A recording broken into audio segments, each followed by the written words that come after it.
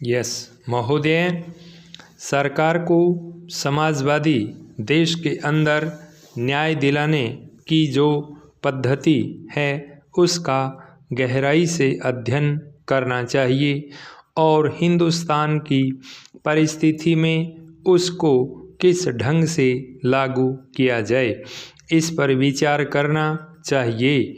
अगर समाजवादी देशों की पद्धति सचमुच में गरीबों को न्याय दिलाने में समर्थ होती है, अगर उससे सचमुच में गरीबों को सस्ता न्याय मिल जाता है, तो मैं समझता हूँ कि उस पद्धति को लागू करने की दिशा में गंभीरता से विचार करना चाहिए।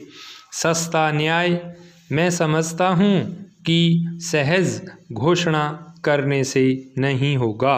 गरीबों के बारे में तो आजकल बातें करना मंत्र जपने के समान हो गया है। शायद ही कोई व्यक्ति हो जो अमीरों की तरक्की चाहता हो, जो हिंदुस्तान में पूंजीवाद का समर्थक हो। वह आदमी जब इन गरीबों का नाम लेकर उनकी सराहना की बात चलाता है तो मुझे बड़ी ही उनकी नीयत पर गहरा संदेह होता है। इसलिए मैं चाहता हूँ कि जब हिंदुस्तान के संविधान में समाजवाद का लक्ष्य रखा गया है, उसकी प्रस्तावना में समाजवादी उद्देश्य है, तो महज प्रस्तावना तक ही वह सीमित नहीं रहना चाहिए। मित्रा जी ने कहा कि दूसरी ओर बहुत से सेक्शन ऐसे हैं जहां सस्ता न्याय देने की दिशा में संविधान में कुछ संशोधन किए गए हैं। नीति निर्देशक तत्वों में इस तरह की बात कही गई है कि हमें सस्ता न्याय देना चाहिए। तो ऐसी अवस्था में जब संविधान में इस तरह की बातें हैं, तो अब संविधान तो हमारे देश का बुनियादी कानून है। उस कानून से दूसरे कानून बनते हैं। ऐसी अवस्था में दूसरे कानूनों को बनाना ताकि गरीब लोगों को सस्ता न्याय मिल सके, इस संबंध में ज़रूरी है।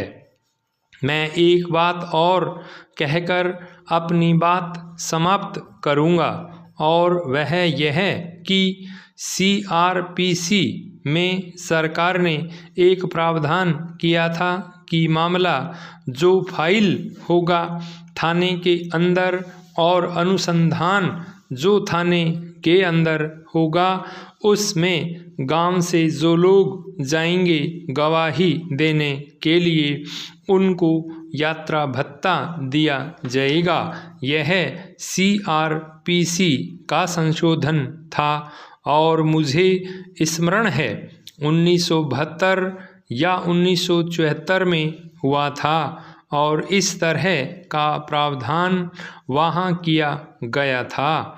मैं समझता हूँ कि गरीब जो मामला फाइल करता है उसे न्याय नहीं मिलता है, क्योंकि वह आने जाने को वहन करने में असमर्थ हो जाता है। मैं सरकार से जानना चाहता हूँ कि CRPC में जो इस प्रकार का प्रावधान किया गया है, क्या सरकार ने उसके लिए कोई उचित प्रावधान किया है ताकि लोग अगर थाने में जाएं, अनुसंधान के लिए थाने में गवाही देने के लिए जाएं, तो उनको इस तरह की सुविधा मिल सके। इस तरह की क्या सरकार ने कोई व्यवस्था की है? महोदय, मैं आपके प्रति बहुत आभारी हूँ कि आपने बोलने का समय दिया। यह प्रस्ताव गरीबों से संबंधित है। कानून मंत्री जी भी यहाँ बैठे हुए हैं। मैं कानून मंत्री जी को धन्यवाद देता हूँ कि गरीबों को कानूनी सहायता देने का उन्होंने प्रावधान किया। भाई स्टॉप।